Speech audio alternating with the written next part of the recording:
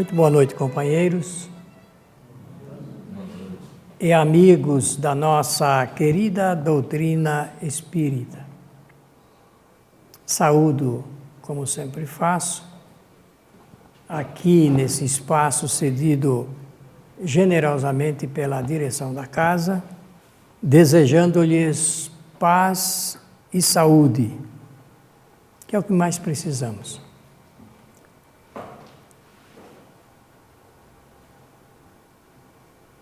O título deste trabalho é Em Poucas Palavras. Como quis Allan Kardec, quando em 1862 escreveu uma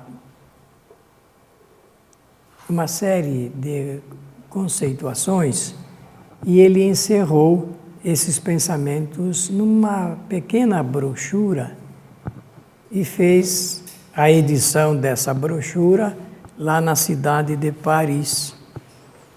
Então, eu imagino que nesta noite nós possamos perguntar ao codificador da forma como está aí na tela. Digamos que alguém o interpele dizendo assim: Senhor Kardec, o senhor poderia falar do Espiritismo em poucas palavras? O que ele poderia responder? Que sim, porque realmente o codificador do Espiritismo era detentor de uma condição intelectual e espiritual satisfatoriamente de acordo com essa necessidade. Então ele responderia que poderia. E o que mais nos importa numa casa como esta, que é formada de pessoas muito interessadas no estudo da doutrina espírita e também na sua divulgação, corresponde a esse interesse em conversar com o mestre a respeito da nossa doutrina. Quase que eu falei da sua doutrina, mas como não é de Kardec a doutrina, eu posso dizer da nossa doutrina. E chamo desde já a atenção de todos para a penúltima transparência que nós vamos mostrar aqui, encerrando este trabalho bastante singelo, mas penso eloquente, para avivar em nosso pensamento o que o nosso mestre falaria ao ser indagado da forma como nós fizemos. Então, conforme eu disse, em Paris, em 1862, Allan Kardec publicou essa pequena brochura. Depois de ter editado o Livro dos Espíritos, um livro de fôlego, um livro que, depois de criado todo o trabalho filosófico, de apontamentos de diversos cadernos, porque isso está relatado na história escrita por Allan Kardec, um livro que atendia, naquele momento, às reais expectativas de um mundo que clamava por um conhecimento novo e que envolvia, na plenitude do seu trabalho, cerca de 1.213 questões que ele elaborou para levar essas questões no diálogo que ele manteve durante algum tempo com os espíritos nas chamadas reuniões que ocorriam naquele espaço cedido pelas famílias que já se ocupavam de alguma forma de comunicações e manifestações dos espíritos. Então, conforme eu disse, depois de editado esse livro, o Livro dos Espíritos, que teve desde logo um sucesso de livraria, porque as edições se esgotaram rapidamente, Kardec recebeu uma série de indagações mais ou menos que nem esta que nós fizemos aqui, mais ou menos que nem esta que nós fizemos. As pessoas queriam, então, saber rapidamente, avidamente, da doutrina de acordo com o mestre. Então, Kardec publica esse livrinho, essa brochura, que é conforme nós estamos vendo aí na transparência, editado pela União Espírita Francesa e também pela União Belga. Mas Kardec fez essa publicação. Eu tenho em casa os originais, a edição de Kardec.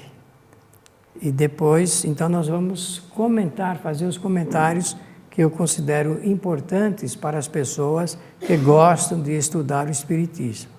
Essa brochura, editada por Allan Kardec, tem 3 aspectos demarcados em forma de partes que vale a pena a gente destacar. Primeiro, pela própria pena de Allan Kardec, ele faz um relato histórico do nascimento do Espiritismo. Antes, ele vai fazer um relato das manifestações que ocorreram na Europa e depois na América, na Europa e, com certeza, principalmente em Paris, onde ele teve a oportunidade de verificar. Em segundo lugar, ele vai apresentar, pela sua qualidade de professor, um resumo dos ensinamentos que os espíritos superiores passaram durante todos aqueles diálogos que ele teve oportunidade de manter em Paris. Um resumo. Por isso que é uma brochurinha pequena, diferentemente do Livro dos Espíritos, que realmente ele é um trabalho de fôlego filosófico, científico, de consequência moral. Ali, então, nós vamos ter em linhas gerais, mas muito bem conceituadas, em forma de resumo, esse aspecto de ensinamentos. Isso nós temos que saber.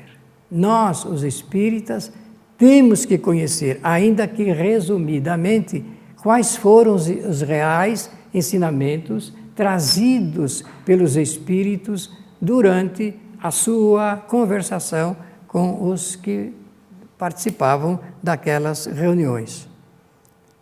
E em terceiro lugar, terceira parte, ele vai destacar, fazer um destaque especial sobre as máximas extraídas dos ensinamentos dos espíritos superiores. Aí ele já na qualidade de professor, ele faz um destaque muito inteligente, especial, chamando a atenção dos leitores para o aspecto solene dos ensinamentos que os espíritos apresentaram.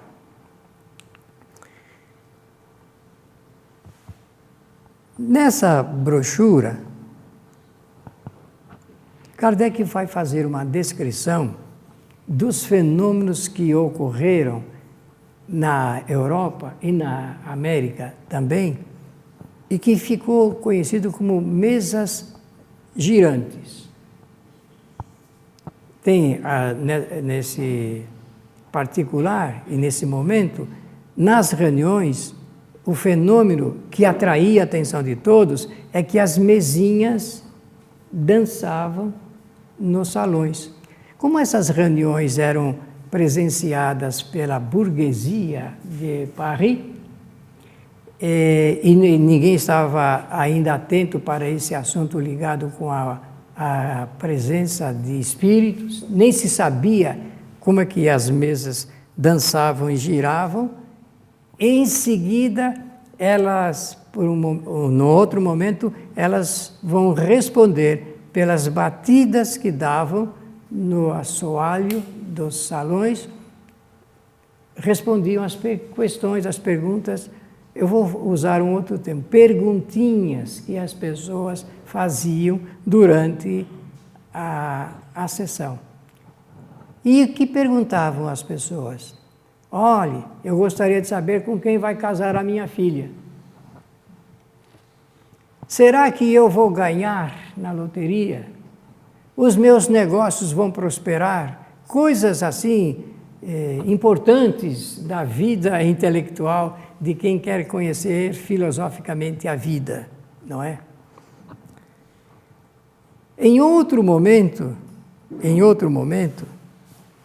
as mesas se comunicavam através de um processo convencional e cada vez mais foi sendo aprimorado esse processo, mas as questões já avançavam um pouco mais, até o momento em que Allan Kardec foi chamado para presenciar esses fenômenos, e ele então vai dar uma feição totalmente nova, renovada, muito renovada e muito qualificada para aquilo que realmente se podia fazer para, em primeiro lugar, buscar as causas, aí está no item número 2, as causas que traziam como consequências esse estado de coisas, né?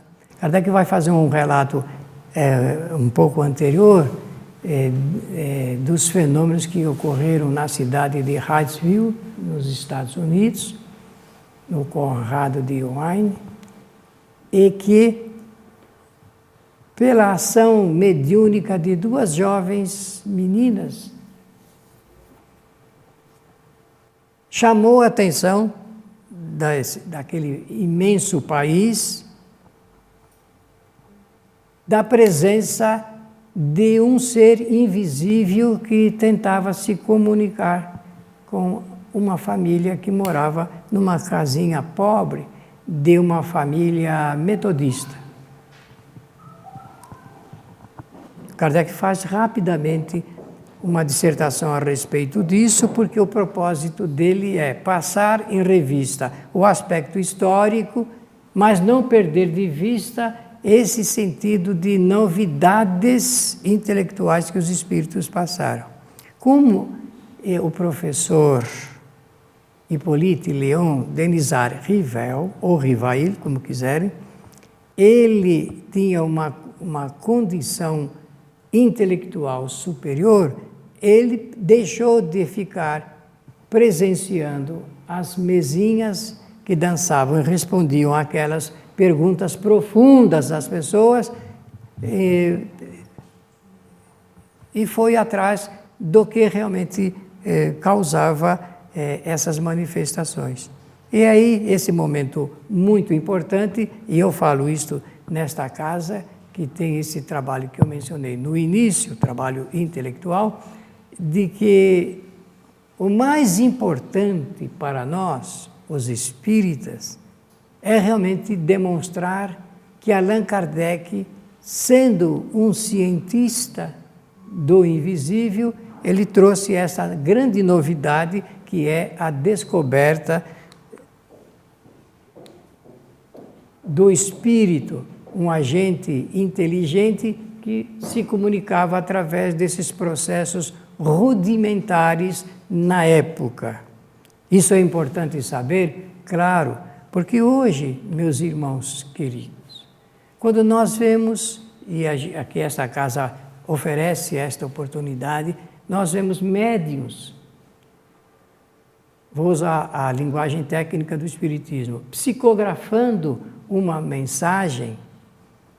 Isto tem uma história anterior. Isso vem de um aprimoramento da prática do convívio do homem com os espíritos.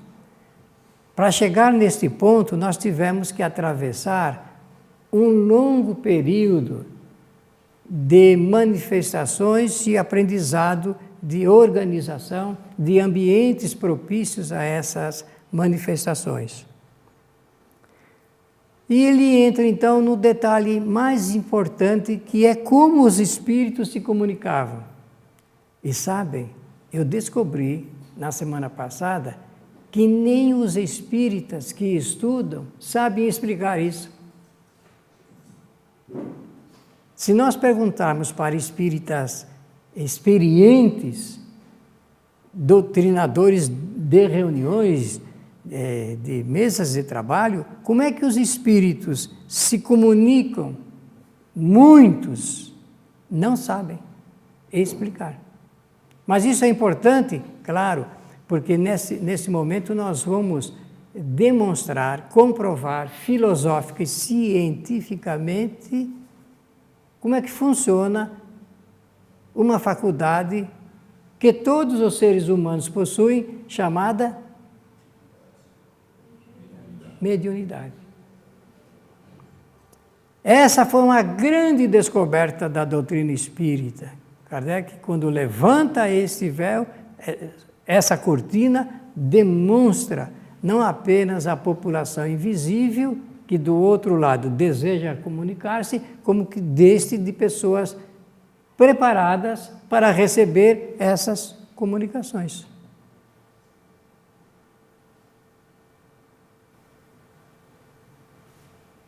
Quem buscar o Livro dos Espíritos nas perguntas 23 e 76, vão perceber que Allan Kardec leva para essas reuniões de Paris essa pergunta.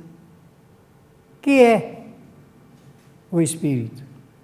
Na primeira, na 23, ele pergunta no singular. E na segunda, na 76, ele pergunta: que definição poderíamos dar sobre os espíritos?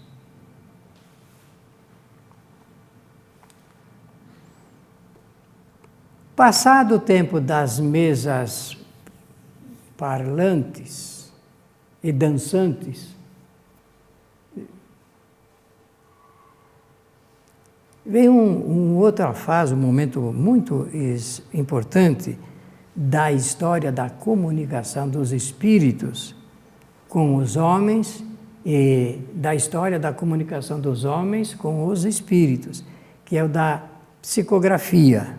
Todos sabem que psicografia é uma palavra composta para fazer a indicação de que os espíritos escrevem através de agentes materiais que nós chamamos de médiuns. E nessa brochurinha, Kardec já vai fazer esse designativo para elucidar terminologicamente o significado das palavras.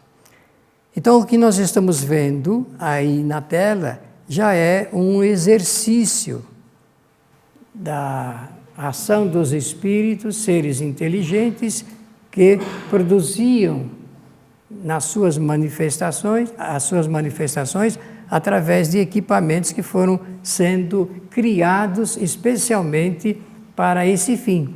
É uma história isso, e que, por certo, fará parte de algum museu futuro, onde, inclusive, as pessoas quererão saber com detalhes como é que isso funcionava. E penso até que em alguns lugares do nosso planeta, se não na Terra, em outros mundos de provas e de expiações, tem gente fazendo essas experiências para mostrar como é que era feito anteriormente. É possível repetir? Claro que é possível repetir. Na fase seguinte, por sugestão dos próprios espíritos, as pessoas presentes às reuniões usavam de uma cestinha para acoplar um lápis ou algo que pudesse ser, principalmente de ardósia, que era muito comum na época, para produzir a escrita dos espíritos.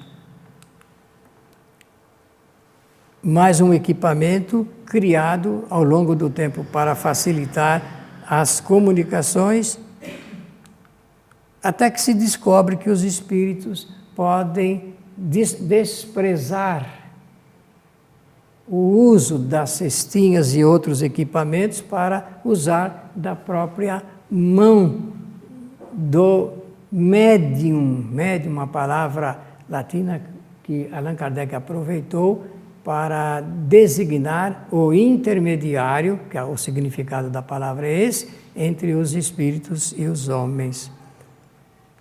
Essa mão vocês conhecem, né? Não conhecem? Esse é o braço e a mão do Chico Xavier. E também para mostrar como é que funcionava esse assunto ligando os espíritos aos médiuns, seus intermediários.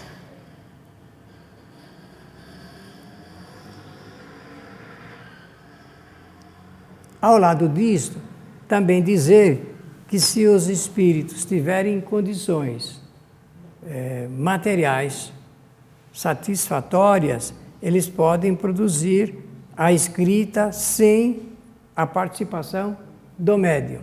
Mas esse é um assunto que fica para um novo capítulo. Eu só quero fazer esta lembrança para avivar os companheiros nesse estudo.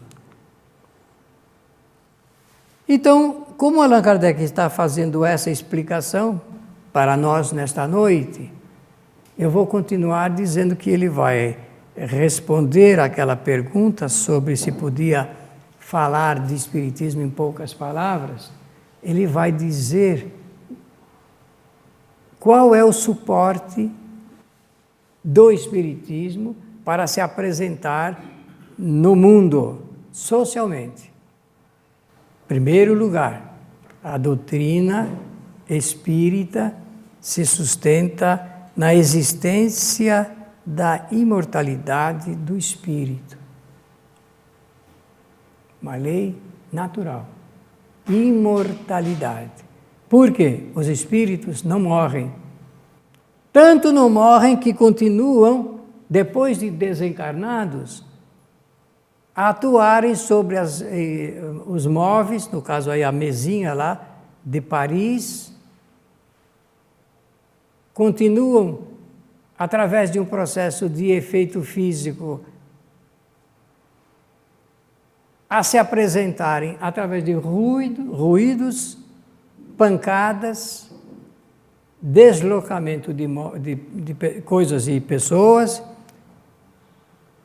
demonstrando que encontram-se vivos. Lembrem-se que eu falei a respeito das perguntas e respostas, e na medida da qualidade das perguntas, se apresentava então a natureza das respostas. Quantas perguntas eu mencionei aqui que contém o Livro dos Espíritos? 1213, mas alguém vai abrir o livro e vai dizer, não é possível, porque aqui está indicando apenas 1019, em alguns 1018. Só que eu estou lembrando já as subperguntas, itens que Kardec também elabora para fazer o seu questionamento. No total, 1213. Inteligências que se apresentaram para responder perguntas sobre filosofia, história, sociologia, psicologia, física. Tudo isso está dentro do Livro dos Espíritos. Mas física, claro, Allan Kardec fez perguntas sobre a menor parte da matéria existente. Até aquele momento, era o átomo. Se sustenta na lei de evolução dos espíritos, partindo filosoficamente da criação com uma única finalidade. O espírito é criado para percorrer uma linha de evolução, até atingir a perfeição relativa. Em destaque, a palavra relativa. Mas não temos nenhuma condição de entender, ainda que sumariamente, porque nem eles, os espíritos superiores, souberam como explicar essa matéria, esse assunto, esse tema.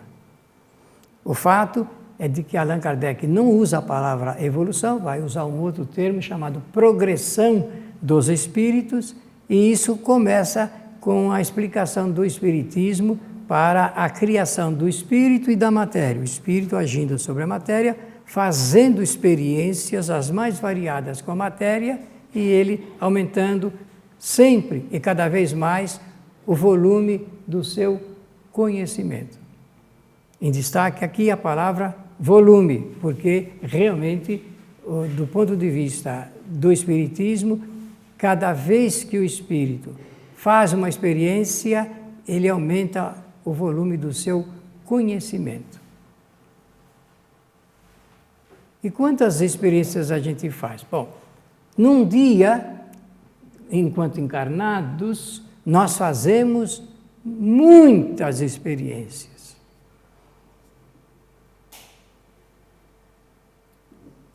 Dos mais diferentes tipos que se possa imaginar, até com o uso apenas do pensamento.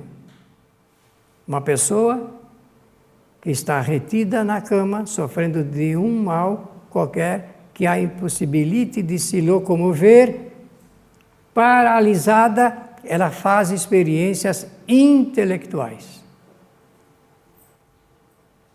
E dessas experiências ganha sempre, cada vez mais, de forma renovada ou multiplicada, um volume de conhecimento. Kardec vai falar de que o Espiritismo se sustenta também do ponto de vista filosófico, científico e de consequência moral na lei da reencarnação, que é o retorno do espírito em um novo corpo, especialmente confeccionado para realizar experiências no mundo material. E essa lei magnânima, inexorável, permite ao espírito criar, idealizar, a partir da confecção do seu próprio corpo, num processo de uma engenharia inigualável, a partir da concepção, do casamento de molécula a molécula do seu corpo fluídico, chamado pelo Espiritismo de perispírito, com o seu corpo material que vai ser criado, que vai dar possibilidade do espírito nascer biologicamente para desenvolver novas atividades e ganhar mais e cada vez mais novos conhecimentos. Olha que coisa fantástica. Ainda hoje, em casa, eu e a Alzira, minha namoradinha, estávamos lá pegando nos braços o quinto bisneto nosso, que nasceu recentemente. É um toquinho assim. E eu olhando para aquilo, falando, mas como é malandro. Porque daqui uma semana ele vai estar vendo de que maneira ele vai poder chantagear, vai poder dominar o pai e vai poder dominar a mãe. Não é isso que acontece, meus amigos? Logo, já estará usando dos 3 equipamentos das 3 ferramentas para a sua evolução: inteligência, vontade e pensamento. Curiosamente, na maioria dos casos, porque nós chamamos de criancinha, olha que bonitinho, às vezes ali está um espírito malandro, já vou usar uma expressão do meu avô, um veiaco. E ele já está dominando, vai dominar, vai, porque as pessoas se rendem a isso. Se rendem a isso.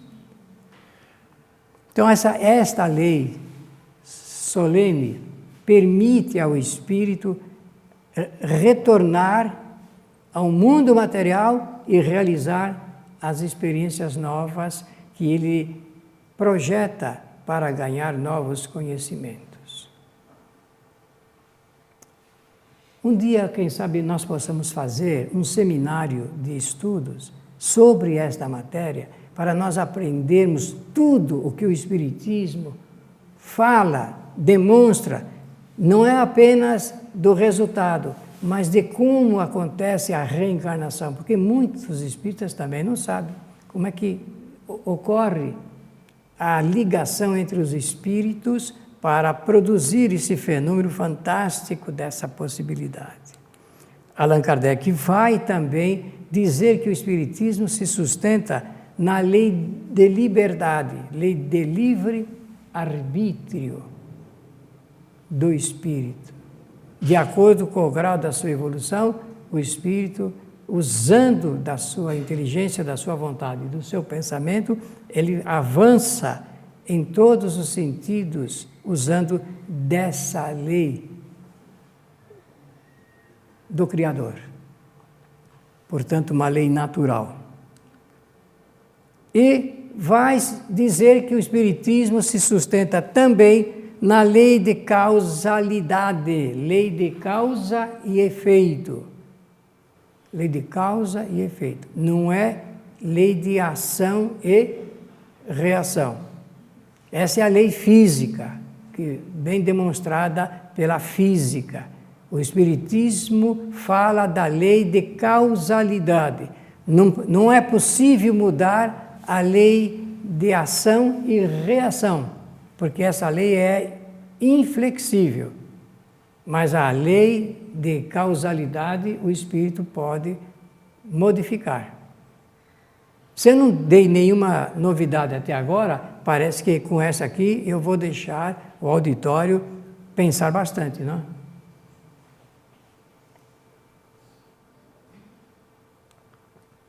Vai dizer também que o Espiritismo se sustenta na lei de modificação da matéria, porque o Espiritismo é a única doutrina que faz um estudo de uma ponta até chegar num extremo, ou dessa ponta para chegar no outro extremo. Por que estou dizendo isso? Porque, conforme nós sabemos, a matéria não evolui. A matéria é transformada, é modificada pela ação inteligente dos espíritos. Desde da matéria origem da constituição do universo, que o Espiritismo, para poder explicar, pediu emprestado da ciência esse termo fluidos, para dizer que existe uma matéria que dá origem a todo um processo de modificação, até chegar no extremo que nós aqui da Terra conhecemos como sólido, líquido, gasoso, radiante, e depois, agora que a física começa a fazer os seus estudos e apresentar grandes hipóteses, grandiosas hipóteses a respeito dessa modificação. A doutrina espírita já vem demonstrando, a partir do Livro dos Espíritos, que toda a matéria é suscetível de modificação. Ela não evolui, ela é simplesmente transformada pela ação dos espíritos, dos seres inteligentes do universo, que atendem essa engenharia que eu mencionei, simplesmente notável, do Criador, que os homens chamam de Deus. Uma palavra inventada, criada para designar o Criador do universo. Então, quando nós ouvimos e lemos falar, ou nas teses apresentadas doutrinariamente sobre fluidos, nós estamos falando de um tipo de matéria. Precisamos destacar isto para não fazermos confusão. Até evitar usar o termo fluido espiritual. Não existe nada de espiritual a não ser o próprio Espírito. Tá bem? Não existe nada de espiritual a não ser o Espírito. E E essa modificação, essa transformação, ela é realizada e não sabemos como ela é feita, exatamente para atender esse propósito da criação. Allan Kardec também vai fazer um destaque de que o Espiritismo se sustenta na existência do perispírito. Filosoficamente, a doutrina espírita mostra claramente, a partir do Livro dos Espíritos, em todas as outras obras, nós vamos ver que esta palavra ela é apresentada para criar a ideia, a teoria da existência do chamado corpo fluídico do espírito. E mais ainda, vai se sustentar na informação de que todos os espíritos no universo todo, cada um tem o seu perispírito. Onde vai o espírito que não tem forma, ou não se conhece a forma, porque se tiver forma é material, é matéria. Onde for o espírito, ele leva consigo o seu corpo fluídico. E como o perispírito, ele é constituído de fluidos, então o espírito dá a ele a forma que ele bem pretender. Allan Kardec também vai dizer que o Espiritismo se sustenta na lei de comunicabilidade entre os homens e os espíritos, exatamente para permitir que no intercâmbio das informações possa ocorrer esse fenômeno de evolução através de novos conhecimentos. Informações, eu disse. Os espíritos trazem informações para os homens e os homens levam informações para os espíritos. Não são apenas os espíritos que ensinam os homens também ensinam os espíritos. Através de uma faculdade, faculdade, que faculta a alguma coisa. Todos os espíritos encarnados possuem esse equipamento para permitir o intercâmbio de informações, que é essa finalidade. Afinal, Kardec soube apurar muito bem o termo, porque ele teria que designar o ser que seria responsável pela intermediação das informações. Eis porque, sendo medianeiro, mediunidade, médium, palavra latina, que significa aquele que intermedia a comunicação. Na realidade da existência de vida em todos os planetas, também se sustenta, diz Allan Kardec, o Espiritismo, na realidade da existência de vida em todos os planetas. Se nós, há 100 anos atrás, falássemos deste assunto, de que existem vida em outros mundos, certamente seríamos queimados nas fogueiras. Porque essa informação vai de encontro, não ao encontro, vai de encontro ao dogma religioso. Quando Camille Flammarion publicou em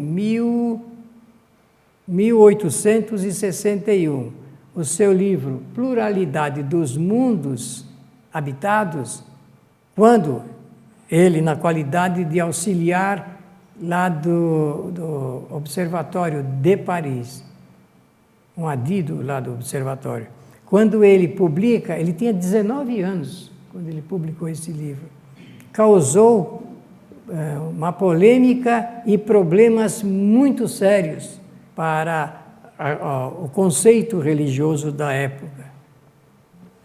Como outros cientistas que também ousaram dizer que existe vida em outros planetas. Parece que agora esse assunto não assusta mais ninguém, não é verdade?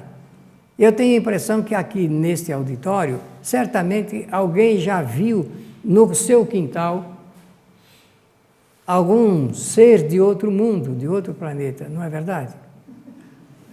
O que aconteceria se, e olha aqui o esforço do Spielberg, do ponto de vista da cinematografia, foi tão grande, porque ele, como um estudioso, ele quis preparar o mundo para uma realidade evidente.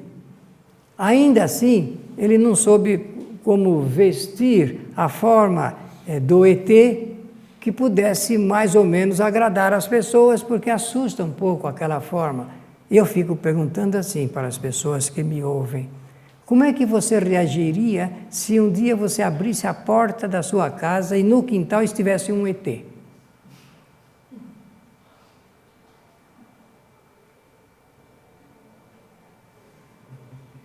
Vocês querem meia hora para pensar? E para reagir? Agora imaginemos por uma outra via, do ponto de vista da elaboração do pensamento, uma outra ideia. O que aconteceria, meus amigos, se eu aqui, falando, promovesse à luz da possibilidade do efeito físico, a materialização de um espírito aí, no meio de vocês? O que aconteceria com este auditório? Provavelmente, muitos sairiam correndo. Entretanto, nós convivemos com os espíritos 24 horas por dia. Eu garanto que, no mínimo, na casa de vocês, diariamente tem cerca de 30, 40 espíritos. Familiares, alguns adversários, inimigos, obsessores, e assim por diante. Essa é uma convivência recíproca. Eles estão em nosso meio e nós também estamos no meio deles. O fato é de que, dentro de pouco tempo, nós vamos ter esta notícia de uma maneira muito natural, porque já estaremos preparados para isto, até para criar também um processo de intercâmbio cultural, olha que coisa bonita, com os seres de outros mundos. Podem dormir com essa notícia, viu, meus amigos? Também Allan Kardec falaria de que o Espiritismo se sustenta na informação de como vivem os espíritos depois de desencarnados. Como nós não usamos a terminologia apresentada pelo Espiritismo e preferimos a terminologia que nos chega através de uma periferia literária, nem sempre condizente com os estudos doutrinários do Espiritismo, e na maior parte das vezes muito romanceadas, que vale tudo no romance. As coisas mais absurdas cabem dentro de um processo romanceado. Isso faz parte da técnica da literatura, faz parte da técnica da literatura. Mas o Espiritismo demonstra ali, nos estudos de estudos sérios, a erraticidade. Erraticidade é um termo para mostrar, para designar que os espíritos, depois de desencarnados, entram em um novo estado. É simplesmente o estado em que fica o espírito depois que deixa o seu corpo na Terra. Entra nesse estado e, nesse processo, ele continua vivendo nos lugares do seu interesse. A mais não é possível falar hoje. Vai dizer Allan Kardec também da influência dos espíritos na vida dos encarnados. É por consequência do que eu falei antes. O espírito não está fixado em lugar nenhum, não está pregado, e ele simplesmente se imanta, permita usar esse termo dessa maneira, no lugar onde está o seu pensamento. Eu vou, depois de desencarnado, passar um bom tempo do lado da minha...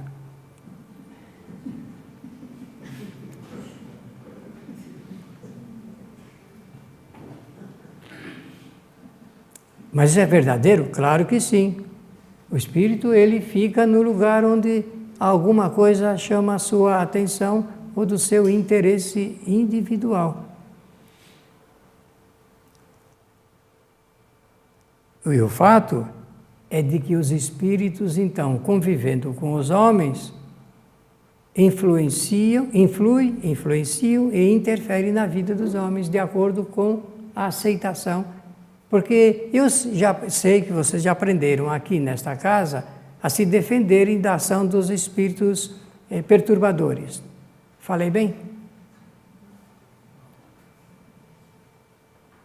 Eu não senti firmeza, mas nós já deveríamos ter aprendido isso. Como é que nós devemos nos defender da ação dos espíritos que querem nos perturbar? Porque esse é um detalhe prático do ensinamento da doutrina espírita. Nós temos que aprender isso na prática. E é possível aprender? Claro que sim. Primeiro tem que estudar o livro dos espíritos, mais de uma vez. Eu disse estudar, meus amigos. Não apenas ler, estudar. Com certeza, a partir do livro dos espíritos e depois do livro dos médiuns, nós teremos ali a chance de aprender como que podemos colocar um anteparo na ação e a influência dos espíritos em nossa vida.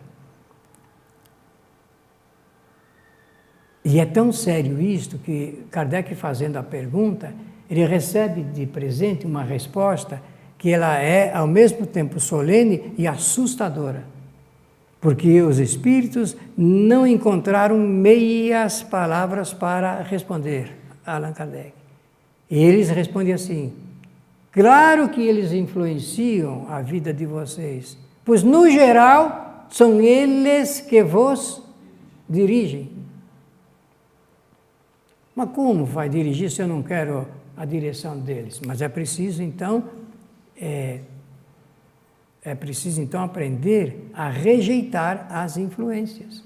Porque hoje, meus amigos, por não saber disto, por não levar ou não dar crédito para essas informações, nós abrimos espaço para os espíritos deitarem e rolarem em nossa vida.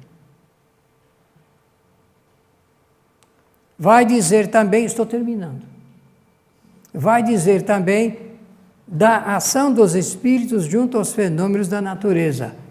Allan Kardec vai dizer que o espiritismo se sustenta nessa informação doutrinária de que existe uma ação inteligente, muito bem coordenada, daqueles que arquitetam até chegar naqueles que executam os chamados fenômenos naturais. Então, agora, da mesma coisa que eu falei da reencarnação, eu gostaria de convidá-los para um seminário sobre esse assunto. Nós temos que aprender isto. Nós temos que aprender, incluindo esta informação, no nível prático da nossa vida, para nós sabermos como é que funciona o comando e a execução dos fenômenos da natureza pelos espíritos. E por último, o senhor Allan Kardec, respondendo às nossas questões, ele vai dizer que o espiritismo é a doutrina dos espíritos, não é a doutrina de um homem. É a doutrina dos espíritos. Agora eu vou fazer uma pergunta para todos levarem para casa. Quantos espíritos fazem parte? Quantos? Bom, eu posso dizer que do ponto de vista histórico, Allan Kardec, na questão 257 do Livro dos Espíritos, vai dizer de que ele acompanhou milhares de espíritos nos 14 anos, né, que ele trabalhou nesse desiderato. Milhares de espíritos.